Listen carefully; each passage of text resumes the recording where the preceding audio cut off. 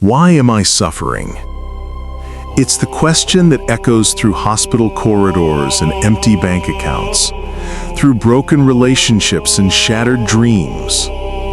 If you've ever asked this question, you're not alone. You're actually asking one of the oldest questions in human history. And there's an ancient book, the Book of Job, that doesn't give us easy answers, but it does give us something better. It gives us permission to ask the question honestly, and it invites us to see the world from a bigger perspective. Meet Sarah. For 15 years, she did everything right. She prayed every morning, volunteered at her church, gave generously even when money was tight, raised her kids with integrity. She believed in a simple equation: good choices equal good outcomes. Faith plus obedience equals blessing. Then, in the span of 18 months, everything collapsed. Her company downsized. Her department was eliminated. Then came the diagnosis, stage 3 cancer. The medical bills piled up. Her husband, overwhelmed by the pressure, abandoned her. Sarah sat in her half-empty apartment and asked God the same question people have been asking for thousands of years. Why me, Lord? What did I do wrong? Her friends had answers, lots of them. You must have unconfessed sin. God is teaching you a lesson. Maybe your faith isn't strong enough. Every answer felt like a knife, because Sarah knew the truth. She hadn't done anything to deserve this. So why was it happening? Thousands of years ago, there was a man named Job. The Bible introduces him with this description: he was blameless and upright. He feared God and turned away from evil.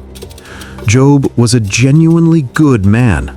He had 10 children, massive wealth, and a reputation for integrity. God permits Satan to inflict pain and suffering on Job, after Satan, the accuser, claims Job doesn't love God for nothing. It's because of the things God has given Job. Let Job suffer, test him, and we will see if he still loves and fears God. Then, in one day, Satan afflicted Job with so much pain, everything was taken from him. His wealth, gone. His livestock, gone. His servants, killed. His 10 children, dead in a collapsed house. And then Job himself broke out in painful sores from head to foot. His wife looked at him and said, "Do you still hold on to your faith in God? Just curse God and die." Job, he called her a foolish woman. She lost her faith in God, not Job. His 3 friends showed up to comfort him, but their comfort was accusation. Job, something you did caused this. God is punishing you. If you were truly righteous, this wouldn't be happening. Job's friends operated from a simple belief system. The world runs on a principle of retributive justice. Good people get good outcomes. Bad people get bad outcomes. Always. No exceptions. So if Job is suffering, he must have done something wrong. It's the same logic Sarah's friends used. The same logic we all use when we're trying to make sense of suffering. Here's what Job's friends believed. God operates the world like a cosmic vending machine. Put in righteousness, get out blessing. Put in sin, get out suffering. Seems simple. It makes us feel like we're in control. But here's the problem. Life doesn't work that way. Job was righteous, but he suffered catastrophically. Sarah was faithful, but her life fell apart. And if we're honest, we've all seen this. The honest businessman who goes bankrupt while corrupt competitors thrive. The young caring mother who dies of cancer while abusive people live long lives. The refugee family fleeing violence while tourists post vacation photos. The retributive justice principle doesn't explain reality. It just makes suffering people feel worse because it adds guilt to pain. It suggests that somehow you caused your own suffering. Most times, that's not accurate. Job refused to accept his friend's explanations. He knew he was innocent, and he wasn't gonna pretend. So Job did something shocking. He put God on trial. God, you're supposed to be just. Where is the justice in this? Why do you hide your face from me? You've become cruel. You're attacking me for no reason. This is raw, unfiltered anguish. Job thought God was unfair to him. And here's what's amazing. God didn't strike him down for it, because God can handle our honesty.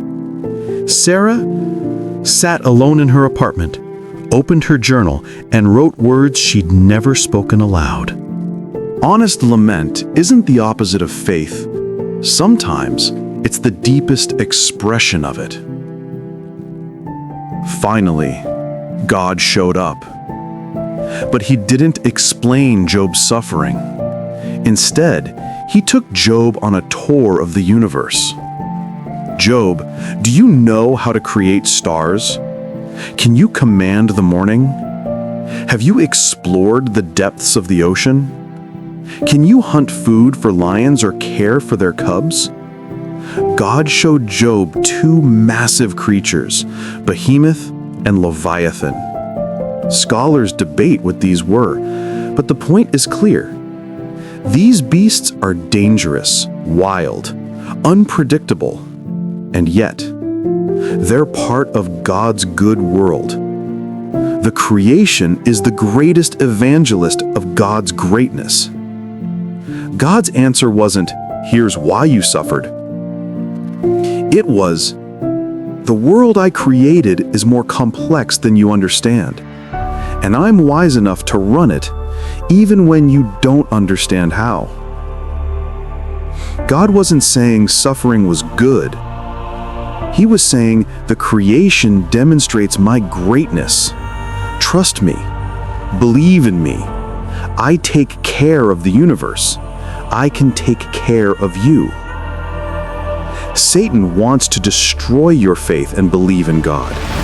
His real target is not your health, your money, or your family, but your faith in God. His desire is to make you disbelieve God, deny God, curse God, or even deny the existence of God. Your undying faith in the all-knowing God is what Satan wants to destroy so desperately. Without faith, it's impossible to please God. Sarah never got her answers either. No voice from heaven explained why her life fell apart. But she did have a breakthrough. Sitting in the chemo chair, watching the sunset through the hospital window, she realized something. She'd been trying to run her own life like a math equation. Do A plus B, get C. Follow the formula, get the reward. But life isn't a formula. God wasn't punishing her. God wasn't absent. God wasn't cruel. Our journey in this world just includes wilderness alongside gardens. And God was inviting her to trust His wisdom even when she couldn't see the whole picture, to have faith in Him.